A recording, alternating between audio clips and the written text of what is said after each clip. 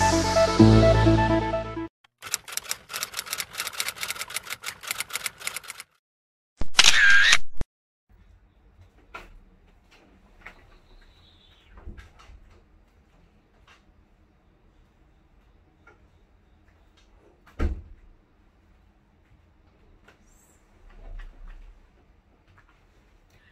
guys! Good morning! Happy Tuesday everyone! So guys, aalis tayo ngayon. Samahan nyo ako sa aking mga lakad. Charot. Bitaw guys, try to see guys kung nakapag-vlog ako doon. Kahit mga short video. So bago ako umalis, mag-iwawashing ko na yung ano para pagbalik ko, lalagyan ko na sila ng pigeon. Para pagbalik ko tapos na yan. Ang aking mga cute na alaga. Hi Yuyu! Tulog si Yuyu. Oy, gising pala. Tapos ayan si Yoshi. So isara na natin kasi ang weather forecast today ay uulan. All day long mag-uulan. Yuyu 여기 있어. 마미 어디 갔다 와야 돼.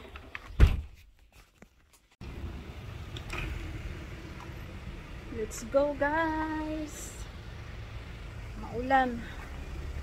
Ulan, raining pero ang maalinsangan yung weather. Taas pa din ang humidity. Kunting tiis na lang. Lalamig din ito. Malapit na mag fall, autumn season. Okay guys, mamaya see you mamaya kasi may ulan. Ayun guys, oh, yung ginawa nilang apartel, ilang building, ilang floor din yan, pero tapos na kaagad yan. Siguro, mula nung pag-layout, umabot din ito ng mga isang taon din. Ganyan. Oh, see, ang bilis lang magtrabaho. Sana ganito din sa sa Philippines, kabilis Ayan.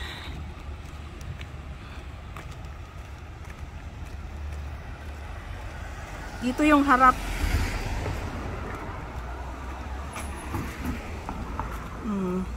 Mga yata ito, parintahan. Dito sa baba, to may mga magre-rent siguro dito ng mga tindahan, mga salon, mga ganon. Napakabili.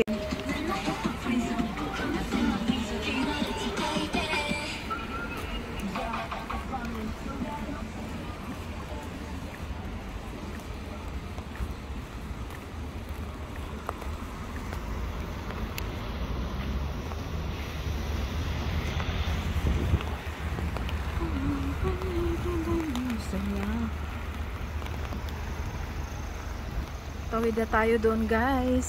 So dito muna tayo sa under bridge under sa ilalim ng tulay. Tatawid sa ilalim ng tulay, oh, very safe, di ba?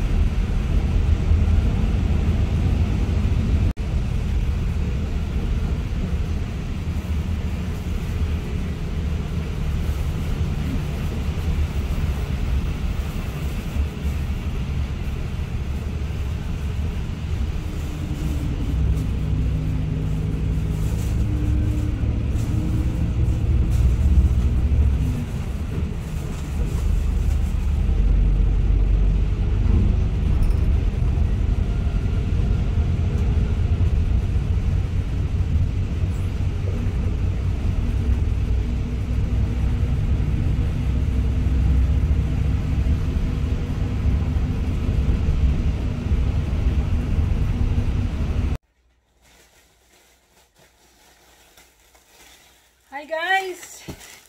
Nandito na ako. Dumating na ako. Grabe, lakas ng ulan. Naku, di na talaga ako di na ako nakapag video doon kasi grabe, ang lakas ng ulan. Left and right pa ang bit. But thanks God, alhamdulillah. Safe tayong nakarating dito.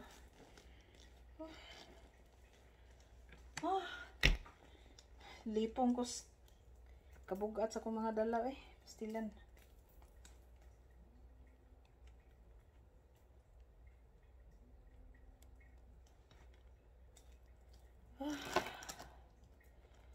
Hindi na ako buti na lang pagdating ko dito banda sa amin, medyo kunti na lang yung ulan.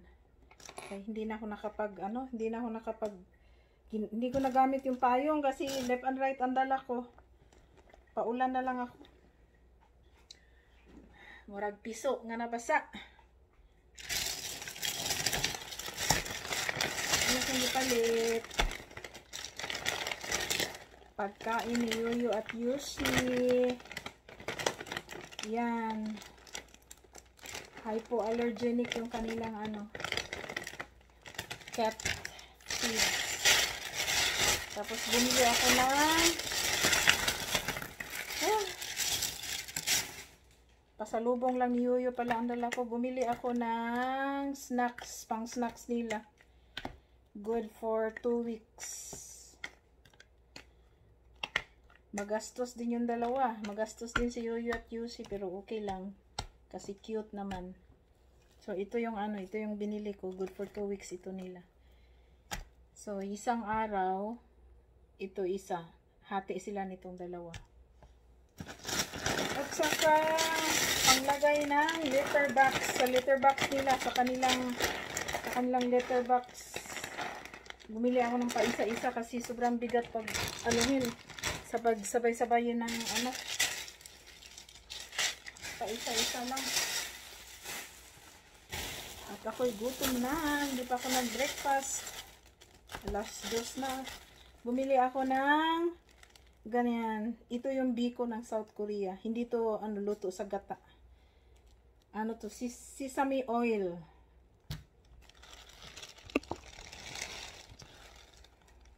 Luto sa sesame oil. Yak pop sa kanila yon. Ang yak, gamot, medicine. Ibig sabihin, rice medicine. Bumili ako ng mais. Ito na lang ang kainin ko for. Bumili ako ng kamote. Ito 1,000 won. Ang 1,000 won is 30 pesos. Bumili ako ng puto. Rice cake ito sa kanila. Parang puto na din sa atin. At ito din. Rice cake din. Favorite ni MJ. May laman ito sa loob So, yun lang guys. Ayan. Pawis na pawis. Basa sa ulan plus pawis na pawis.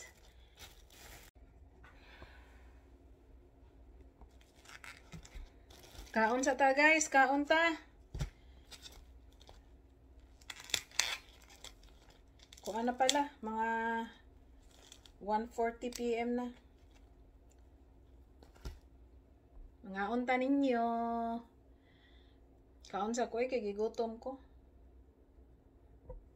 Kapuya maglakaw ning ulan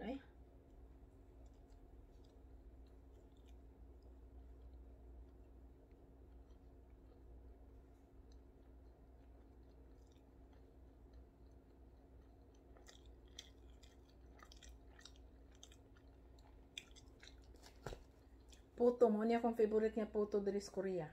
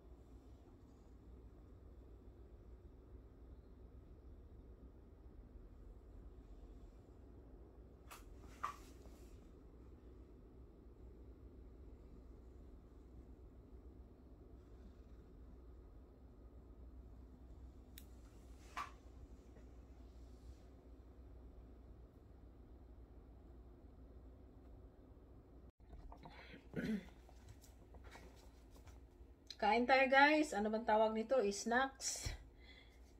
Snacks o lunch? Brunch.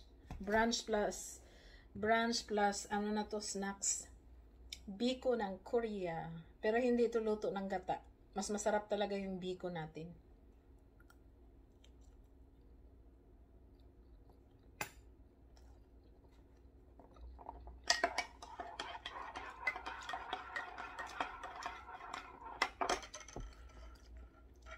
Milk po ito guys, hindi ito coffee. Murag likay na taan ng coffee, kaya murag palpitate na tag magsitag, sikitag kape-kape. Maintainer sa tag Bear Brand nga kuan for adult. Nakalugsong mag-Pilipinas. Nakalugsong Pilipinas, maong na ay Bear Brand.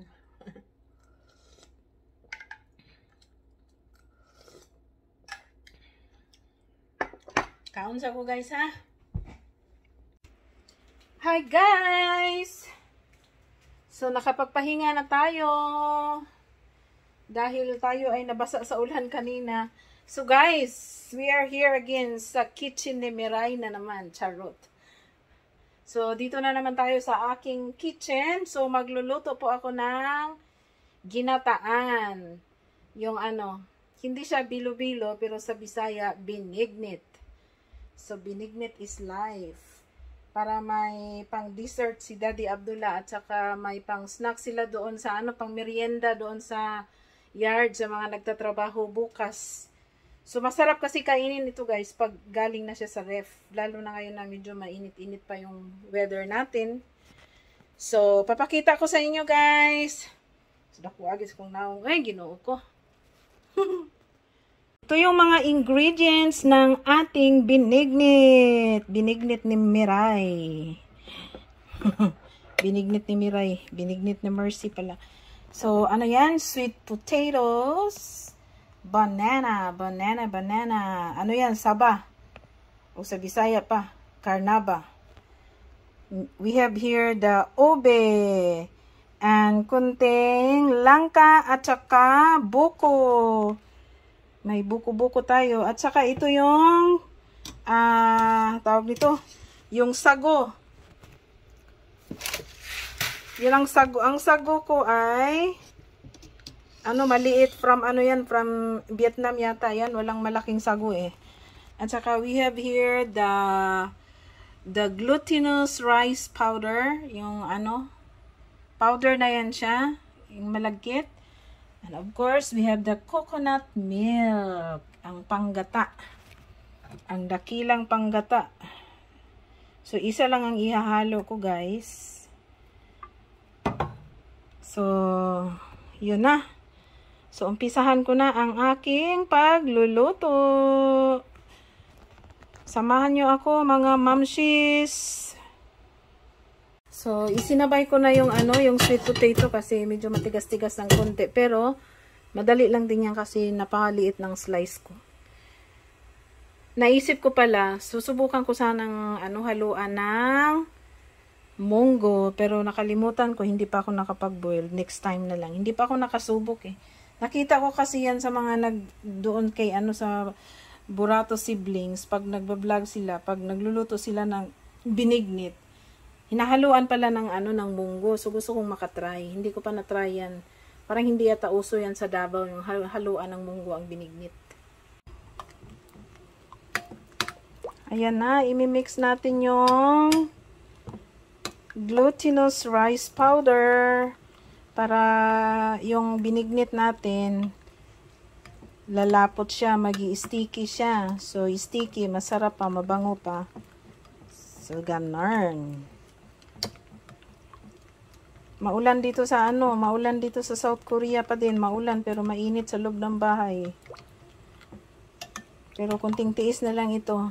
After 1 week, medyo fresh na ang pakiramdam natin dahil magi-start na ang autumn weather. Autumn season pala. Pareho lang yan. Okay, nahalo na yung ano. Ayan na. Lasang binignit at amoy binignit na siya. Charot. Lisod po, dog mo amoy biko. Nya, binignit ang giluto, no? Ay, nako, kabuang ginis Mercy, oy. Pag sure, baya jud din ha, Mercy. Sa kitchen ni Miray. Sa kitchen ni Miray. Mahina lang ang apoy niya, guys, kasi mahirap na magkalisod-lisod.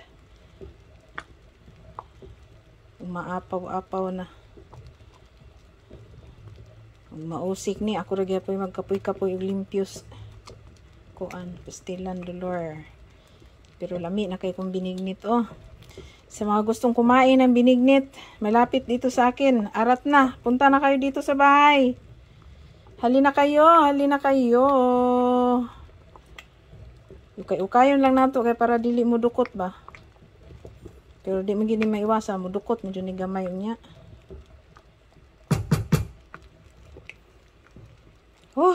Pawis na pawis, pawis pa more. Lagi kay luto-luto man. Masarap na ito sa bukas na umaga. Papadala ko din ito sa doon sa yard. 3 silang kakain doon. Kumakain sila ng ganito kasi mahilig mga Pakistani sa sweets eh. Biko at saka itong binignit. Ang lakas kumain ni ni Bossing.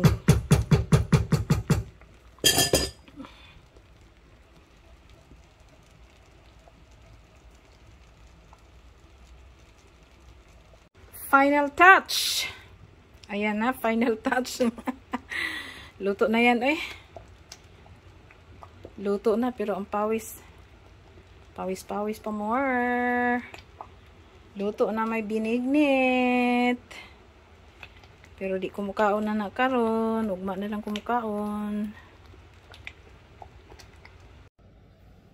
Hi! Humana dyan ko luto o binignit. So, manghugas sa pugo karon. Kuya, nagaytag puro mani ba? Murag tricycle driver. Basta kang inita. Mga dari sa Korea eh. Umuulan pero ang init sa loob ng bahay. So, that's all for today, guys. Thank you very much. Thank you for watching.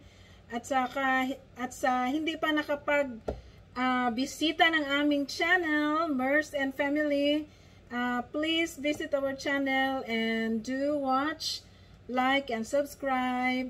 And thank you. Shout out sa old and new subscribers, lahat ng mga followers, mga silent viewers, lahat ng mga nag-comments. Maraming salamat sa inyo. Thank you sa inyong support palagi sa aming channel. So thank you very much and keep safe, stay healthy tayong lahat, at saka God bless po. So see you around. Bye!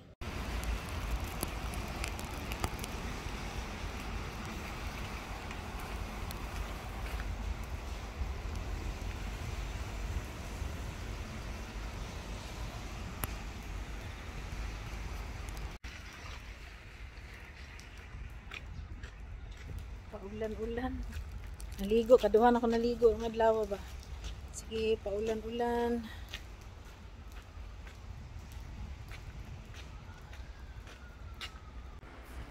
So guys, ito yung niluto na ulam ni Daddy Abdullah. Yung green beans and potato.